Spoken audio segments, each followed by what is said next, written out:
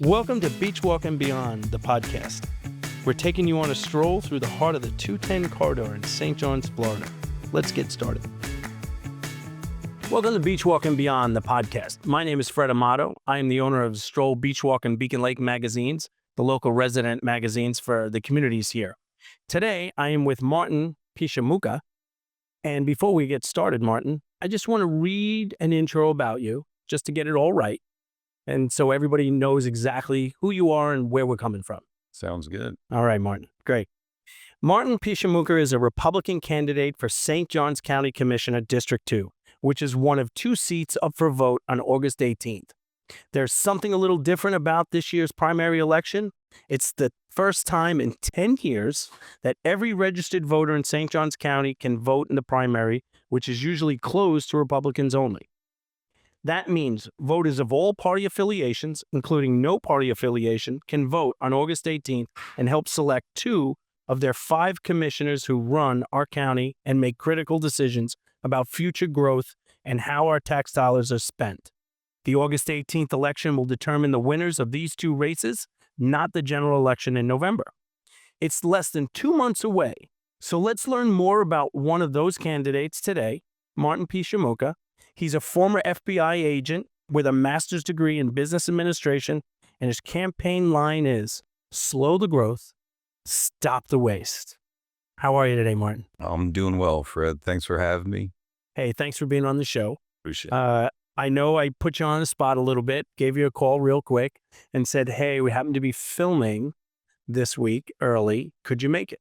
So I just want to thank you for accommodating that, right? Because something we do a little different here on Beachwalk and Beyond, the podcast, is we're looking to film businesses, residents, and things that are happening on the CR 210 corridor. And, you know, I know that we became friendly. You were on the magazine cover for Beachwalk last month. Great family, amazing story. So I'm 100% behind you. I'm voting for you. So if you don't think I'm voting for him, I'm just putting it out there. I am voting for Martin. Slight bias in this interview, potential. Well, not really. I mean, I'm all straightforward, but my bias is that I am voting for you. Wanted to put you on here because it has a lot to do with our area, you know, and I thought it'd be great for the people to hear directly from you. No, I appreciate it. And the Stroll experience, getting in the magazine and the photos and everything, it was such a pleasant, lovely experience. So thank you for having our family on there. And it was a great article and everything turned out excellent. So I appreciate it. I appreciate that because I know you were a little apprehensive in the beginning. I know you live next door to my editor, Hal, and Hal contacted me. And that's how we started going back and forth about it. But I know when we were going through the processes, how it was going to be written, what it would be gone, you know, do we have total control? Do we give you, you know, do we give it back to you to proofread and go over it and make adjustments? Right. You know, the stories in the articles about the cover people that we do in Beachwalk. Obviously, we've been doing it for 4 years in Beachwalk, 2 years in Beacon Lake.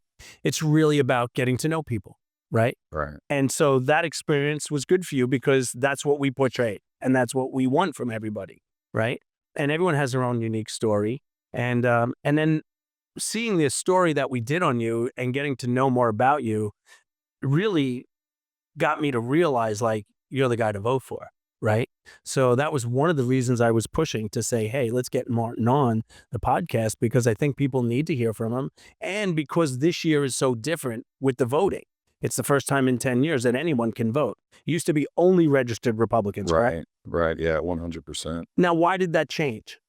It changed because they only have Republican candidates on the ballot this year. So typically an NPA, no party affiliation candidate would come into the race, or a Democrat would be on the ballot. This year, it's only Republicans. So it opens it up to the entire field of voters, which I think is great.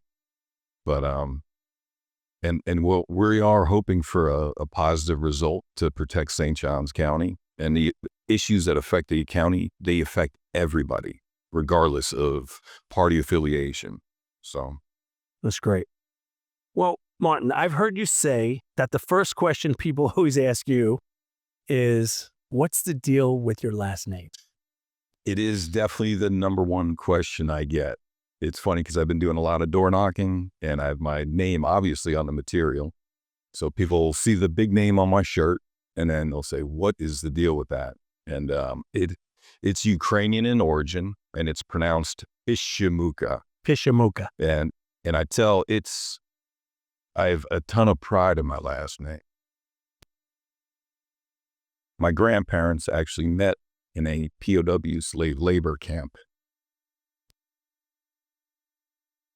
in Germany during World War II. I always get choked up when I talk about it, so It's all right. anyway, Take beg time. pardon. It's all good.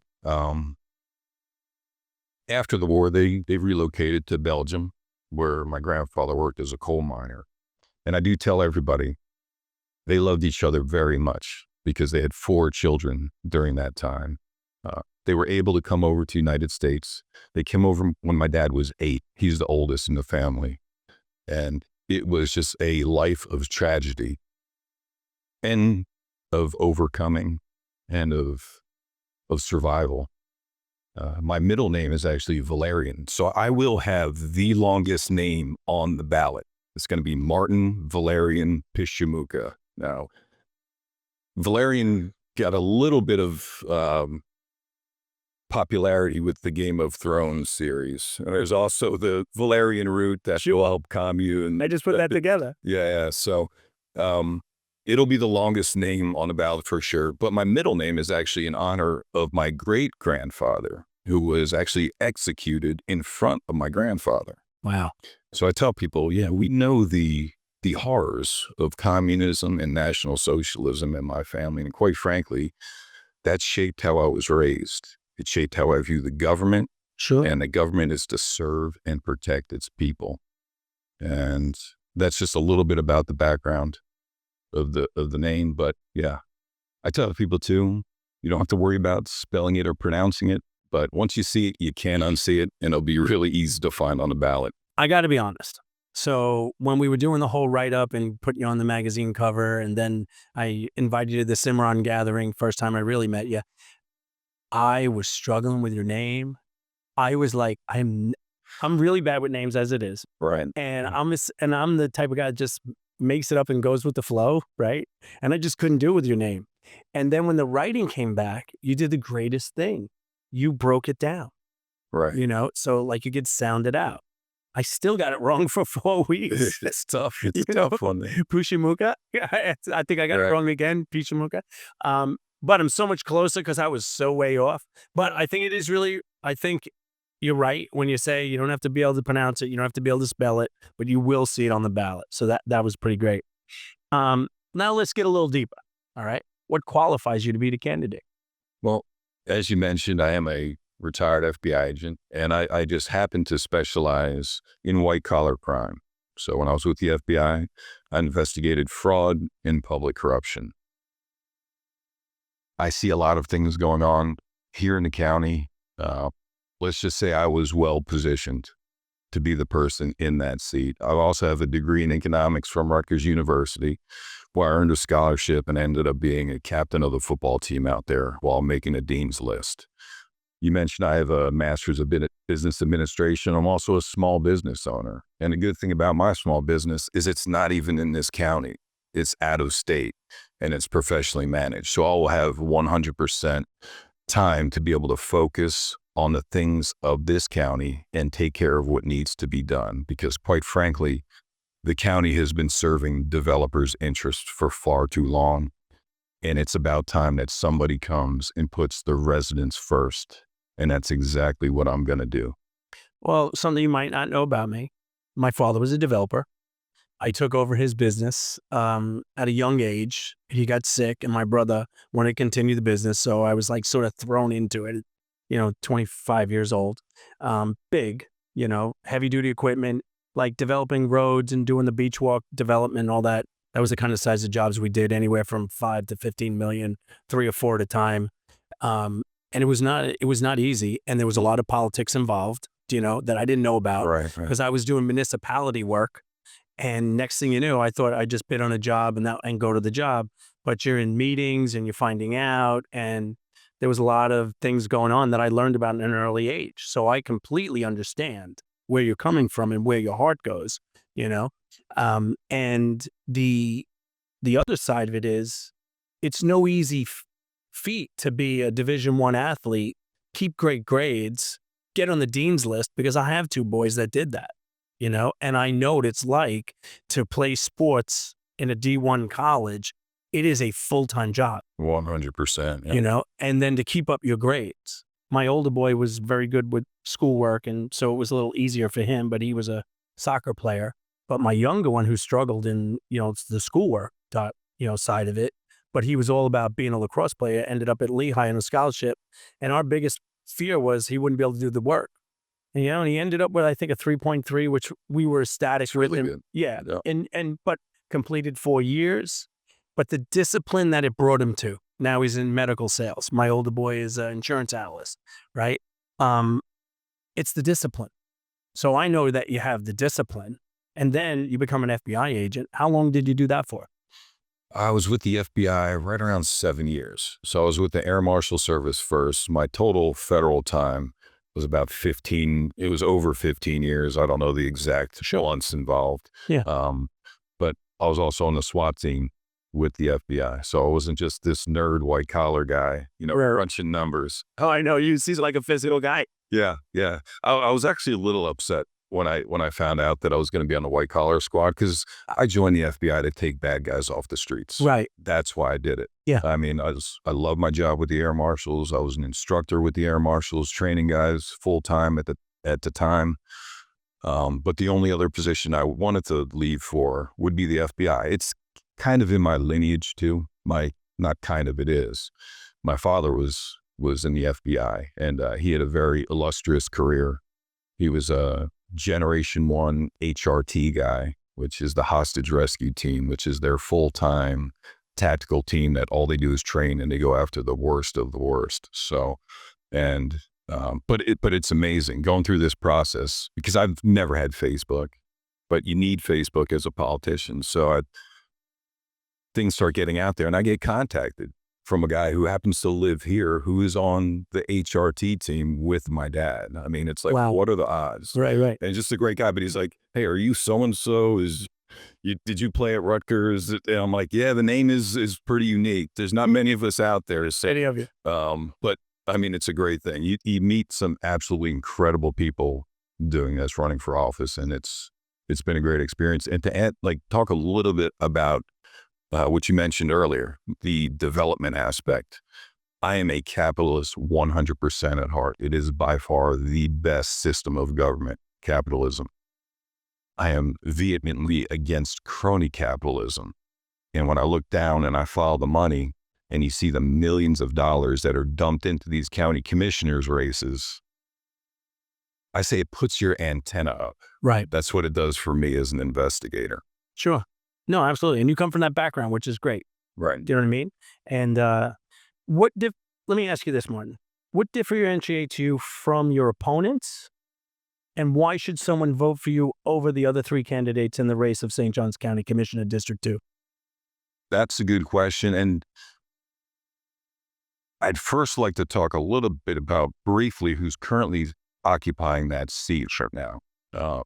So Sarah Arnold, who is not running, she approved 5,600 homes within 2 hours of being sworn into office after she was appointed, not elected. Over the course of her tenure, she approved over 10,000 homes. She also voted to put 3 taxes on the ballot. And she was heavily developer funded when you look at her sources of income. I am not taking a dime of developer money. Nobody in the race has come out and said they will not take developer money. I am not taking developer money because I will not be beholden to anybody but the residents of this county. I'm also the only one that is qualified for the ballot via petition. So approximately 3,000 people filled out papers saying that they wanted me on the ballot. That's great. And this is from all different walks of life, Democrat, NPAs, Republicans. I did have some people throw the thing back in my face when they saw a Republican on there, and I can accept that, but I tell everybody, hey, politics are local, and this is what affects us. So I'm the only one who qualified via petition. So 2,302 of those petitions were verified by the Supervisor of Elections. I am also the only one who's been actively campaigning for the last 4 months. We have people who literally just came into the race at the 11th hour who were apparently recruited by Sarah Arnold to be her replacement.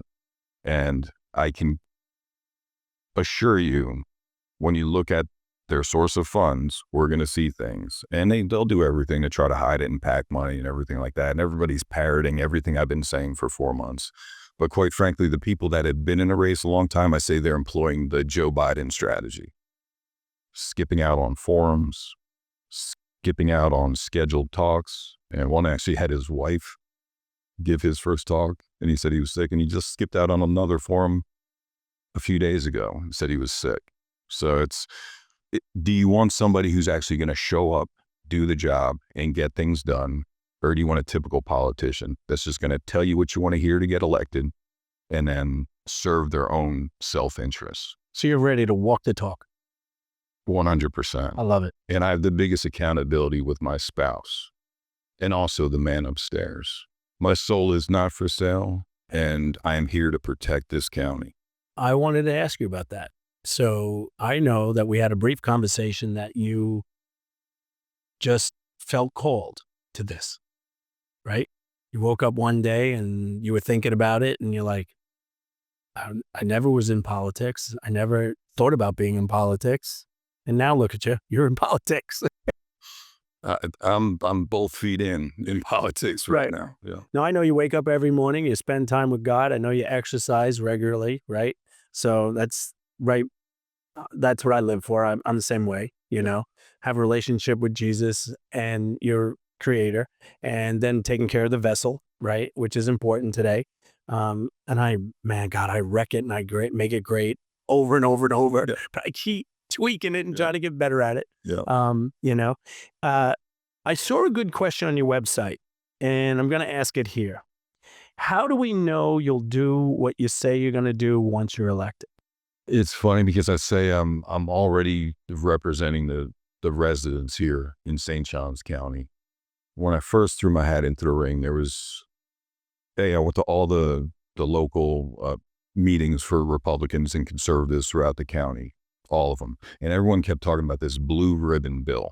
It was SB 354.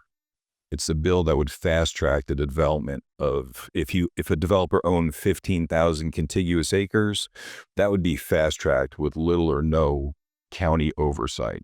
So we happen to have 2 tracts of land in this county. One's 35,000 acres that no one really knows who the owner is, because it's all buried and hidden in LLCs.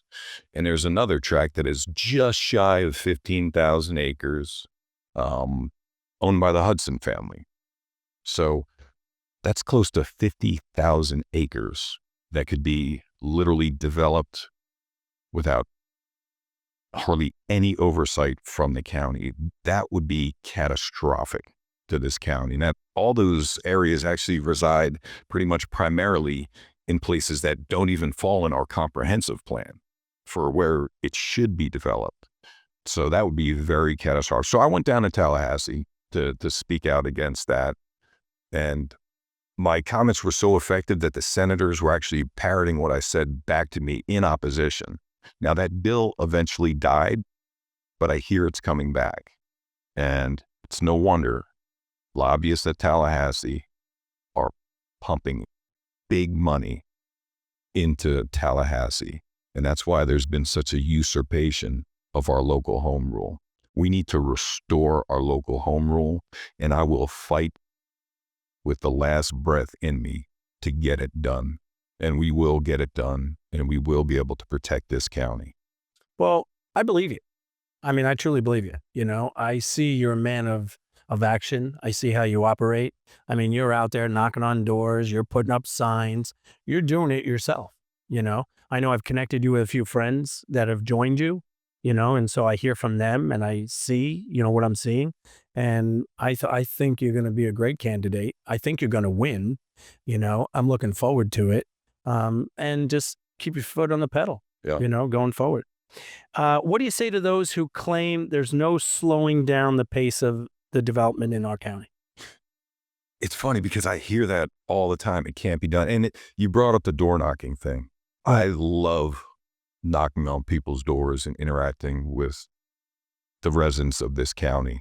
The true salt of the earth live here. But I do say I'm a slow growth, and most of the time people laugh. Or I had a gal yesterday who was actually breaking down into tears on what happened here in this county. The growth has already been slowed. We are starting to educate the public, and it started with Krista Joseph, who's up for re-election. So I always tell everybody too, the only way this gets done is for us to have a majority on the board. When I say us, the people, the slow the growth majority on the board. Right now we have Krista Joseph and Ann Taylor, and the rest are heavily developer funded. So we need to make sure we can have that majority and get myself and Krista on the board, and with Ann Taylor, we will have the three that are for the residents. But it has already started, because with just exposing what has been going on. So it was almost 100% approvals when Krista ran, and she brought up that fact, and she won against all odds as far as spending goes. And the same thing with Ann. So people are starting to understand what's going on here in the county and the voting records, which also needs to be more transparent. I love it. People that talk about transparency, like our government here, they talk about, we even have a transparency department. It's kind of laughable because you can't even find out what your commissioners voted on. You have to go scouring through hours of minutes and videos to be able to find out your county commissioner's voting record. You can't just go to the site and find out, all right, what were the votes this past week? How did they vote? Right. Not so simple. Yeah, exactly. So to answer your question again, the growth has started to slow as far as building permits coming across, because it's kind of like they've been exposed just by how egregious it has been.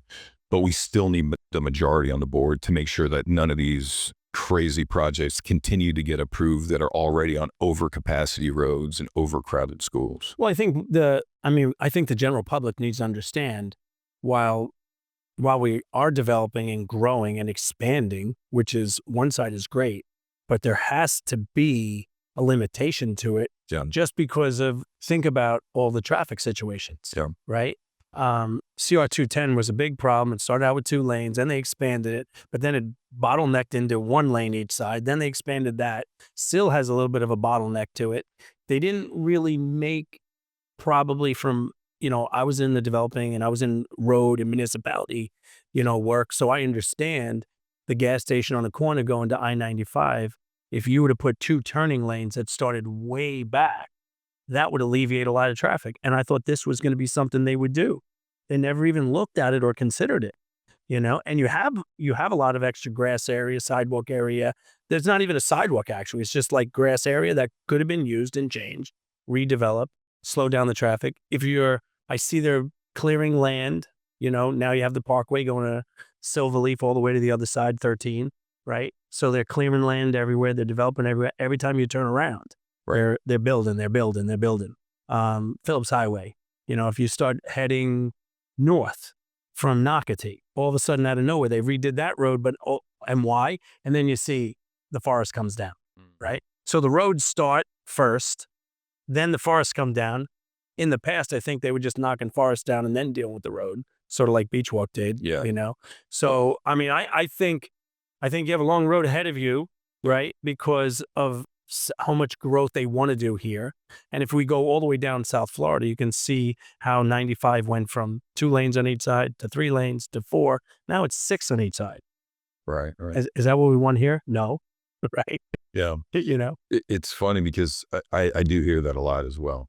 And I say, I agree. A certain level of growth is good. We've been growing recklessly since 2000, the year 2000. We've averaged a growth rate of 4.7% per year on average. That's with downturns and everything. So our population and our growth has exploded. Now, economists say that the highest possible rate to keep up with growth, if you're keeping up with infrastructure, is about 2.5%. So we've been doubling it, and we put the cart so far in front of the horse as far as the infrastructure goes that we have to really fight to even catch up. So now just talking about the first thing you do if you're in a boat that's sinking, right? You plug the hole, Right. right? Not Yeah. just, hey, we'll keep building, and then, hopefully we can catch up. Because a lot of builders, they don't care. They're not from here. They're trying to get the most amount of profits as they possibly can. That's why you see all the clear cutting. And I'm telling you, residents are furious with all the clear cutting and the complete destruction of the habitat here. Once we destroy it, it doesn't come back. Right. Yeah. Displacement. One last question. Some people think it's important to be from here. Some people think it's important to be from here to run the county commissioner. How do you feel about that? I actually see that as a big benefit for myself. And again, I look at the people that are currently running the county. The majority that are from here have been the ones that have sold out the county. Right. And during this petition process, I ran into countless people who were actually leaving the county because of how recklessly the development has happened. And I tell them, hey, listen, I'm sorry. I'm sorry that your friends and neighbors, they sold you out because they didn't do anything properly. They were so reckless with what they approved, and now everybody is suffering. So I see that as a huge advantage. Being somebody that's from an area that you don't want to be. I grew up in New Jersey. I never fit in New Jersey. I was a Rush baby, listening to Michael Savage, all these different conservatives. I was kind of a weird cat. I was also listening to Dave Ramsey and everything going through college and everything. Right. But thank God, because the principles of conservatism serve you well in life, I believe. Right. But as far as the growth and everything, it's just been completely unchecked for such a long time. And it truly broke my heart to run into these folks that are literally moving or being priced out because their taxes are going up so high. Right. And that's the other argument, right? Well, we need to expand the tax base. Well, why is everyone paying more in property taxes? If this is supposed to be such a panacea to expand the tax base, all of our taxes should be going down. They're not. They're going up. Development never pays for itself unless you hold the developers accountable. Right. Well, when I moved here in 2018, it was relatively cheaper here than New York. And then we had COVID hit. And then COVID hit. Trust me, I moved in then after COVID. Now it's like everybody from New York comes in here. Prices are up. I know they've increased everywhere, right? I was going to say. But it's higher here as well. But it's from infrastructure and roads, right? When we talk about infrastructure, people don't really understand. This is your fireman, your police. Yeah. The county. You have road. You have DOT. You have the garbage. Then you have water. Right? These are your main things that people don't really give much thought to until one of them don't work or show up. Right. And the government is here for police, fire, and roads. Yeah. Those are the main things that the government's here for. So we need to really look into what is our government actually spending money on, because our budget went from $920 million in 2020 to $1.9 billion today. So 6 years, it's gone up over 100%. And yes, we are going to have some sort of fixed cost or sunk costs and then we're going to have recurring costs with police, fire, and all those things that we need. We need transparency. And I hate even saying that word. It makes me sick because I believe I first started hearing that word back when Obama ran for president. And I believe everyone that harps on that is not transparent. So I like saying accountability. You need accountability and integrity. I like that. And, but I went to a budget meeting and we're basically subsidizing Publix. We're giving them money to build here. It's called an economic incentive program, which when I heard of it, I was like, oh, that's great. Give money to small business, maybe the one we're sitting in today. Sure. Island Poke. But then I see Publix on there to the tune of over $400,000. We have Publix on literally, it feels like every street out here. Do we really need to pay them to come into the most wealthy county in the state of Florida? I always thought their business model was to just keep open to Publix to make sure no competitors can be in there. Because they're everywhere. They got 3 in Nocatee. Yeah. Now they got 4 in World Golf Village, right? And then Silverleaf is going to get a bunch. Yeah. Well, I wanted to wrap it up, right? I wanted to thank you for coming on, right? I mean, this has been great. I think this is going to be an eye-opener for the residents, here of the CR210 corridor. Yeah, my vote, obviously, right?